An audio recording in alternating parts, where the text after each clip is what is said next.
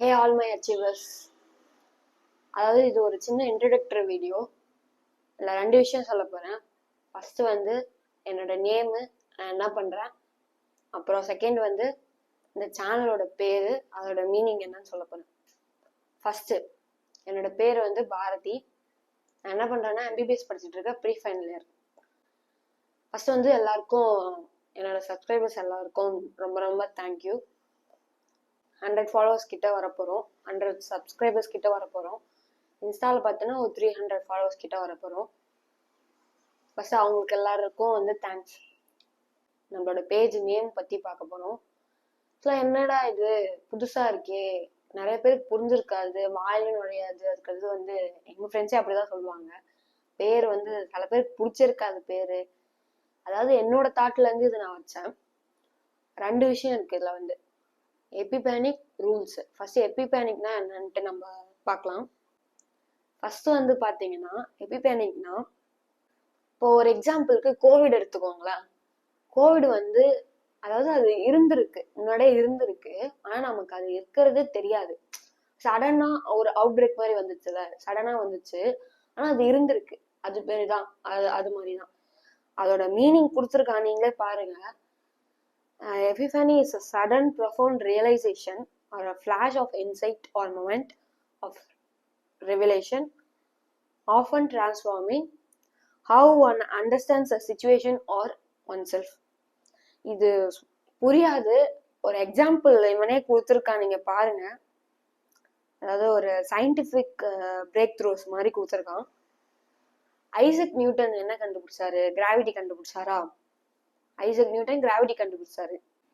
அதாவது கிராவிட்டி ஏற்கனவே இருந்திருக்கு, அவரு தான் ஆனா கிராவிட்டியை கண்டுபிடிச்சிருக்காரு. இதுல இருந்து என்ன சொல்ல வரேன்னா,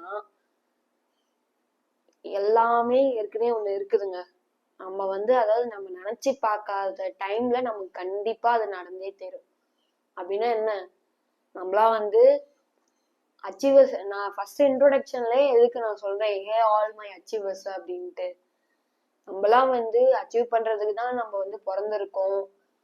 கண்டிப்பா ஏதோ ஒண்ணு நமக்கு அது இருக்கு. அது வந்து கண்டிப்பா ஒரு நாள் நமக்கு எல்லாமே அது வரும்.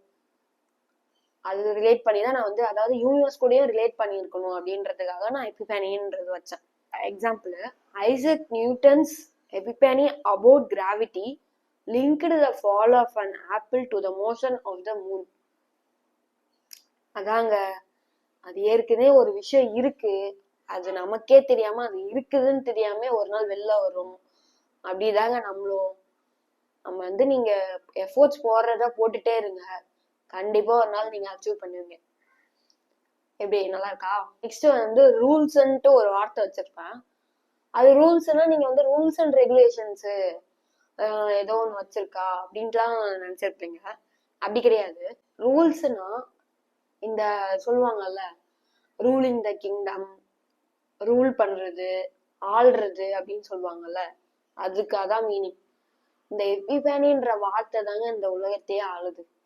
என்னோட தாட்ல இருந்து அது. நீங்க கொஞ்சம் நினைச்சு பார்த்தா, ஆனா அதுதாங்க உண்மை. எபிபேனிக் ரூல்ஸ், ஆனால் அதுதாங்க பேஜோட, அதாவது சேனல் நேமோட மீனிங். இப்போ கொஞ்சம் வந்து என்ன வந்து உங்களுக்கு ஏதாச்சும் பிடிச்சிருந்தா, அதாவது இது கொஞ்சம் பெரிய வீடியோ தான், கொஞ்சம் ஸ்கிப் பண்ணாம பாத்துருங்க. இந்த வீடியோ பிடிச்சிருந்தா இதுல வந்து எனக்கு என்ன தோணுதோ அதாங்க நான் போடுவேன். நான் என்ன, அதாவது எப்படி சொல்றது, எனக்கு அடிக்கடி ஏதாச்சும் ஒன்று தோணுனால எல்லாத்தையும் நான் வீடியோ எடுத்து போட்டுட்டு இருப்பேன். சரி, எது தோணும் உங்களுக்கு, எது பிடிச்சிருக்கோ ஒரு லைக் போட்டு அப்படியே ஃபாலோ பண்ணிட்டு சப்ஸ்கிரைப் பண்ணிட்டு போங்க. தேங்க்யூ. மறுபடியும் இன்னொரு வீடியோவில் சந்திக்கலாம். தேங்க்யூ.